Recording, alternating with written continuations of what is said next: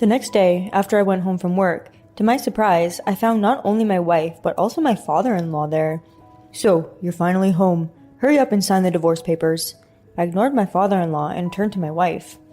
"Why did you bring your dad into this? How much of a thing do you have for your dad?" I asked her. My wife's face turned bright red. "Shut up and just sign the papers."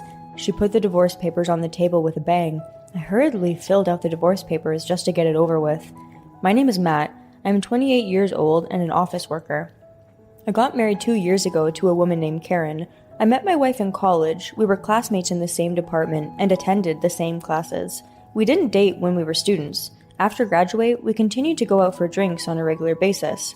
We started dating 3 years ago and got married after 1 year of dating. Our college classmates also congratulated us on our marriage. Since we got married, life has been relatively happy, but there was one problem. That was my father-in-law. My father-in-law spoke to me with a kind of smile when he greeted me at the wedding. I thought he was a good person, but after we got married, his attitude towards me changed completely. My father-in-law had always loved his daughter, my wife. He often came to our house. When I came home from work, they were already having dinner at the dining table. "Matt, so you finally came home. What are you doing working until this late? Why don't you come home early and help with the housework?" "I'm sorry." "Come on, why don't you sit down and eat?" Yeah, okay. "Dad's cooking is always delicious. Don't you think so, Matt?" Yeah, sure. I didn't like my father-in-law's cooking. He always overseasoned the food. I always wondered, was it safe to eat so much salt? I'd have to stop eating it after taking a few bites and give the leftovers to my wife. "You really don't eat much. You're as skinny as a toothpick." "I'm lucky. I can eat a whole lot." "I think I'll head home now. Matt, you take care of the cleanup." My father-in-law only cooks the meal, and then he leaves without washing a single pan or dish. I had to eat his food, even though it wasn't even very good. It really stresses me out because I have to clean up the mess in the kitchen. Moreover, my father-in-law uses the ingredients in the refrigerator without permission, so the food I bought for the next day was gone. I often found myself unable to cook what I had planned to cook the next day. As someone who enjoys cooking, this really annoys me, and of course, my father-in-law was already picking on me. I wonder why Karen married such a man. There are so many other, better men in the world. He must have gotten on Karen's good side. That's not quite how it happened, but I can tell a clever man from a dumb one just by looking at their face. I won't be fooled by you, and I'll protect my daughter.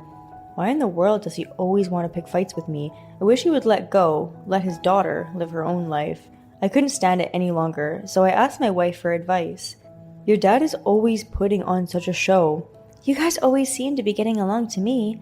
"No, that's not true. He's always shitting on me when you're not around." "My father wouldn't do something like that." "You should trust me, at least a little bit, and I don't want your father-in-law to come over and cook dinner without asking first." "Why not? He's doing you a favor." "I don't like it when he uses all the food or when he makes a mess in the kitchen. I don't mean he can't come over, but can you at least tell him to come less often?" "Okay, sure." I was feeling pretty stressed out. I felt like I might have been too pushy with my wife. Maybe she could tell I was stressed out and actually listened to what I had to say. And then she told her father-in-law, and my father-in-law stopped coming. It was a huge stress relief when my father-in-law stopped coming. I can cook the food I planned and season it to my own taste. I didn't have to worry about him leaving the kitchen a mess either. For a while, I was enjoying the peace and quiet.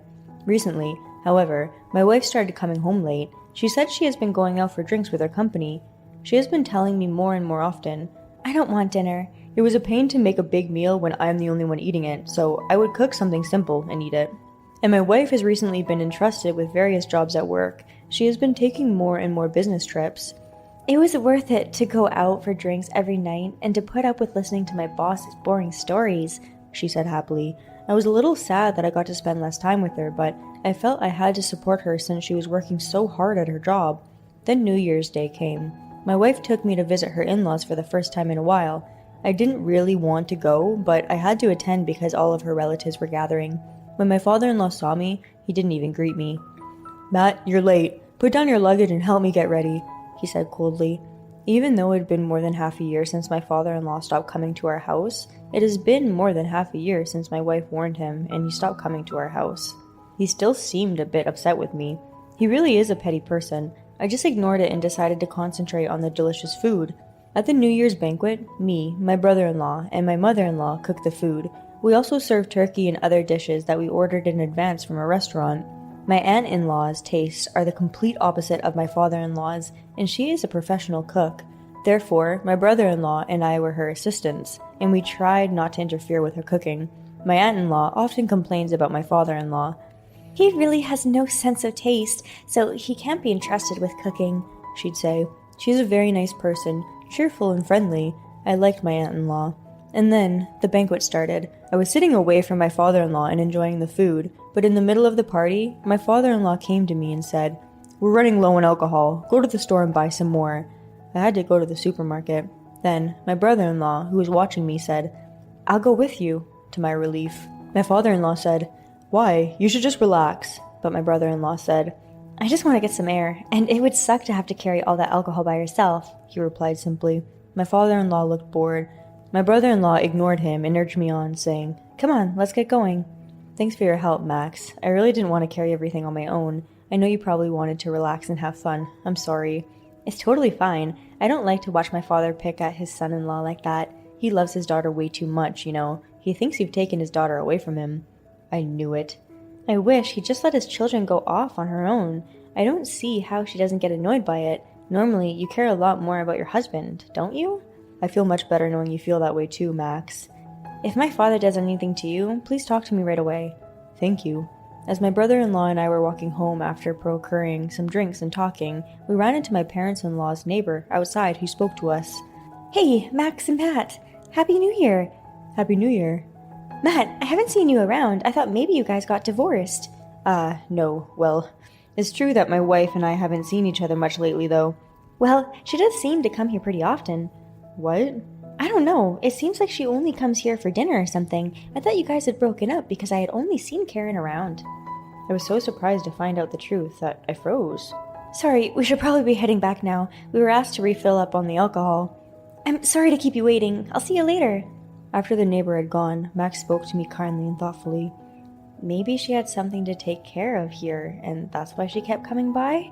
"Hey, Max, thanks for trying to make me feel better. I'll have to ask Karen what's going on sometime." "Yeah." After the party was over, I went home. I was going to ask my wife right away, but she went into the bathroom to take a bath, so I decided to wait for her to come up. Then, I heard a notification on my wife's phone. She had gotten a message on her phone. My wife seemed to be a little drunk and left her phone on the table.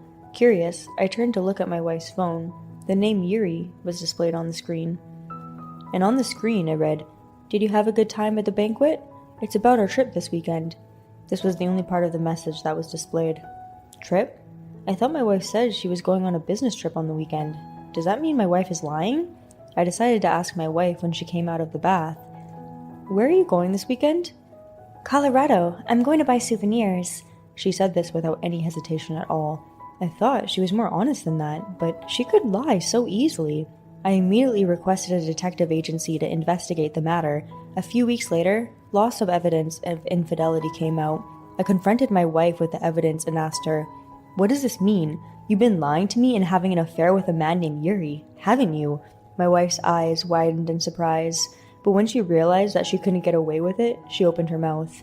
"Yes, I was having an affair. He's not like you. He's got a heart of gold and muscles."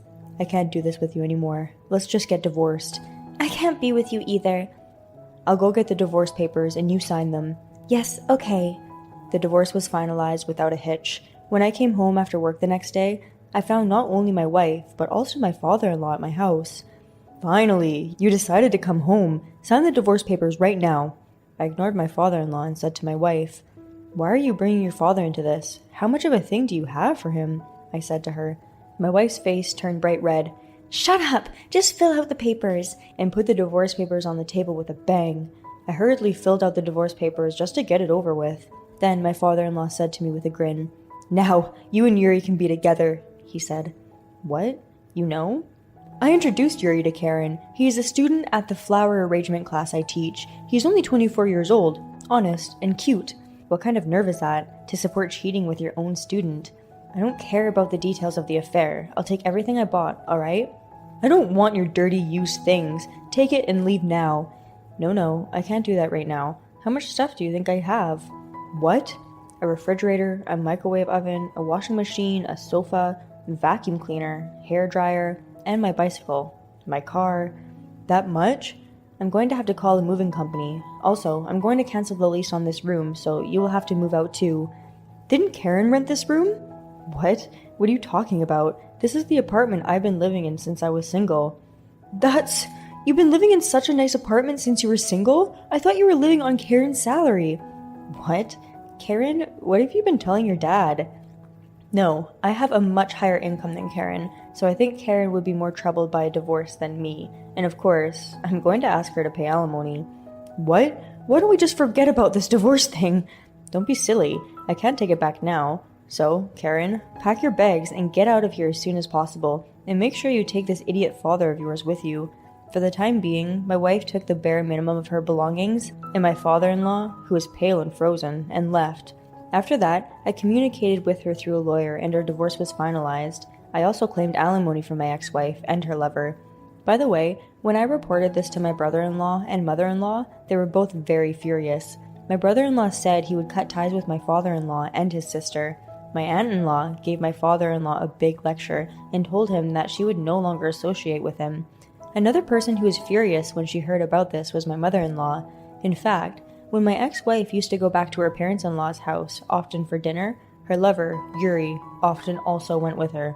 However, my father-in-law told her that "This boy is my most talented student, so I am giving him special lessons at home." She had no idea that he had invited him to dinner to have an affair with his daughter. My mother-in-law said she didn't want to be with such a crazy person anymore. She began to prepare to divorce him. My father-in-law, left by his whole family, he is now living alone in an apartment. Also, my ex-wife has started living with her lover. Her new lover is spending money frivolously and does not do any housework. In addition to not being able to save any money, they are having to work extra hard. She is in a state of physical and mental disarray. It's a really good feeling. On the other hand, I rented a new apartment and am living comfortably. I still keep in touch with my brother-in-law and aunt-in-law. Sometimes I visit my aunt-in-law's house with my brother-in-law, and she teaches us how to cook. This marriage was a mistake, but I am grateful to my ex-wife for having introduced me to my brother-in-law and aunt-in-law. Thank you for watching to the end. How did you like today's story? Please subscribe to our channel if you'd like.